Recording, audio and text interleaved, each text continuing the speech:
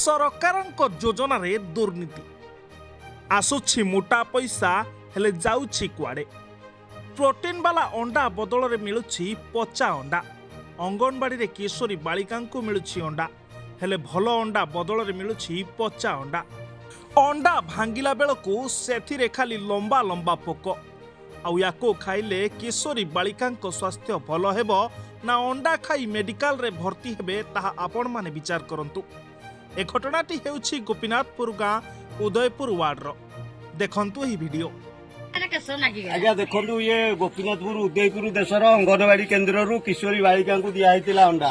Ether आम अंगनवाड़ी दीदींकर भूल कहूनु जो मैंने अंडा सप्लाई कर भल मंद कर अंडा देवे किशोरी बालिका हूँ छोट छुआ हूँ एक खाइले बंचे ना मरवे।